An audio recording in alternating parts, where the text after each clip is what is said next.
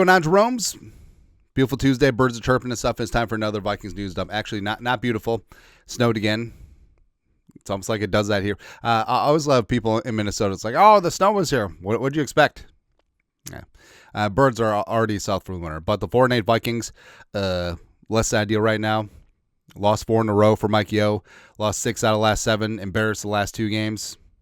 Yeah, it is what it is. And now people are starting to jump ship. And it's what happens. But Adam Jerome Ezekiel Thielen requested to be waived, and it was granted. This after he was a healthy scratch on Sunday.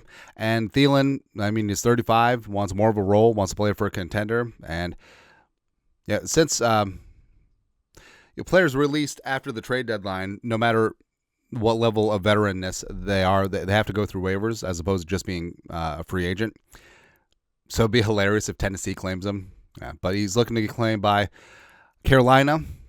Since they're back in the playoff derby, you look at the Rams, you look at the 49ers, you look at the Patriots, the Bills, etc. Right?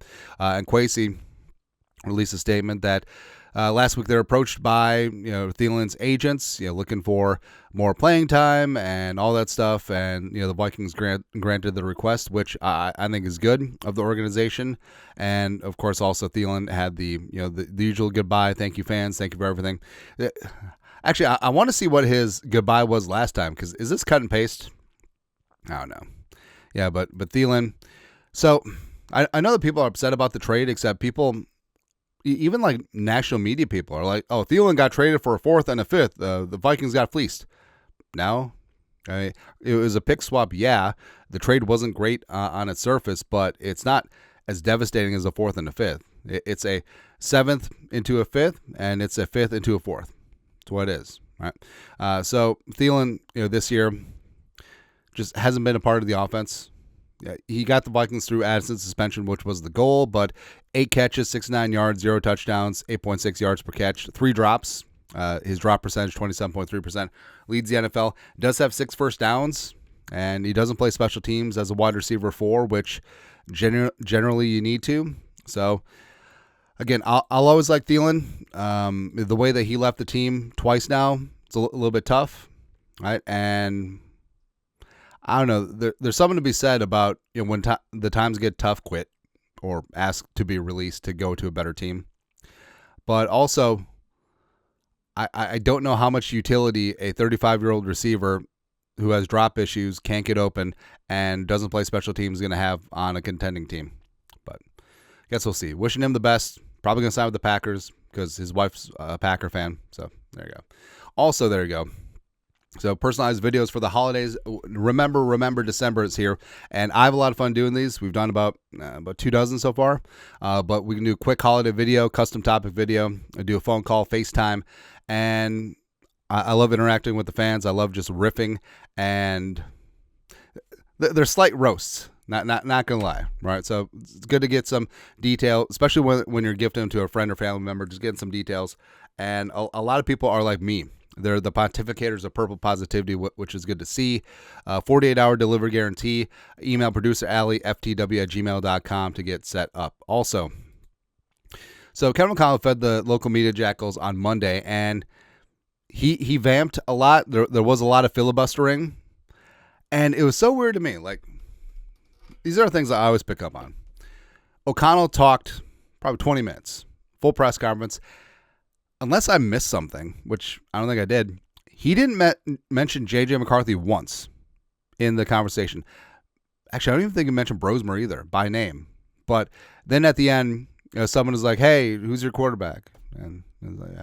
Alcos, the Athletic. Vikings head coach Kevin McConnell says quarterback J.J. McCarthy is symptom-free right now from concussion protocol. O'Connell said the last bar to clear is him going through a full practice. Talk about practice Wednesday. But barring anything unforeseen, he'll be the starter on Sunday versus the Commanders, versus the Bro Show, which makes sense. Also, because he was wrapping up the press conference, the whole time for 2 more, it was done. 2 questions were asked.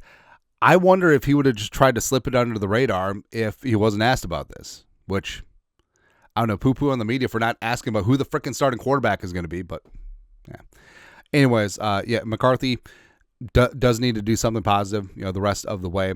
And the Bro Show putting impossible situation, right? UDFA quarterback making his first start on the road against that great defense. Fully understand what happened. But McCarthy hasn't won a game at home yet, right? And he still has a chance to put up some good tape, get in a good rhythm, and get some good reps in the rest of the way.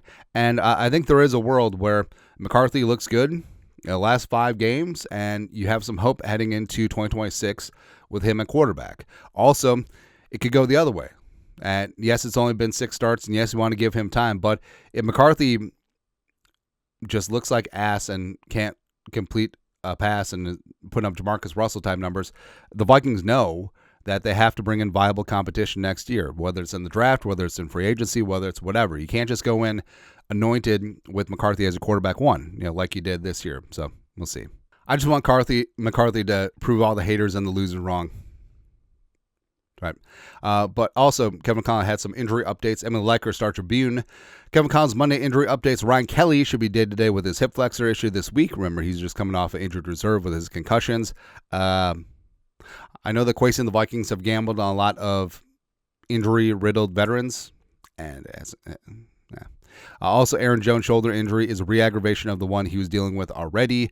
He's also day-to-day. Blake Brandel's in concussion protocol, but already was symptom-free today. Yeah, Brandel put himself in concussion protocol by hitting Josh Jobe off that pile, getting that 15-yard penalty. Such a Vikings thing, right? And also, if Ryan Kelly can't go, I wouldn't mind seeing Brandel play center the rest of the way. Like, I like and respect Michael Juergens, but Brandel, if and when he clears concussion protocol, he actually was playing center pretty damn good. And getting a couple more games of tape on, see if he can be the viable center of the future, will be something that would add some clarification for this offseason, which would be nice, or clarity. Also, Alec Lewis, the Athletic, plan is for left tackle Christian Darrisaw to have a full week this week. Remember, he's a game-time decision against Seattle. Ultimately couldn't go, so Justin School stepped in, and we saw. Left guard Donovan Jackson, is improving every single day, every single way. So, I mean, there's a chance that the Vikings could have a semblance of an offensive line, whether it's Darrisaw, Jackson, Kelly, Fries, O'Neal, if his hip flexor is okay, or Brandel at center. Either way, could work out. Yeah. Also, the offense this year has just been not good, and there's been a gong show along the offensive line. The run game has actually been fine, but they get away from it very quickly. Can't consistently get the ball to Jefferson or Addison. Carson Wentz looked fine until he got banged up. McCarthy's had his moments, and then not. Brosmer, tough situation. But the Vikings offense this season, they're 28th in points, 29th in yards, dead last in turnovers with 26, 28th in offensive touchdowns. They have 5 more turnovers than touchdowns on offense. Great. 29th in first downs, third worst in the league in passing yards per attempt. Second worst on third down, and 19th in red zone. So all that is just a mess of a unit. By most metrics was top 8 to 10 last year. So, O'Connell is the offensive guru and the quarterback whisperer, but things have to come together very quickly. And also, it's kind of fun. So, talk about when McCarthy was struggling, putting it into historical perspective of Jamarcus Russell, but as a whole, it was bad. Aaron Schatz, ESPN, did the Vikings play the worst offensive game ever? By DVOA yesterday. Holy hell yes. So worst Vikings offensive games by DVOA. Again, 75 snorkel. Yeah. But 78 through 2025.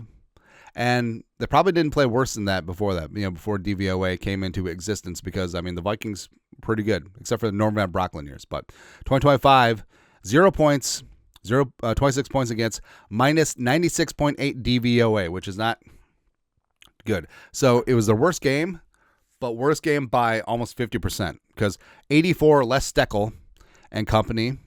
Week 1, not getting it done, 42-13 against the San Diego Superchargers.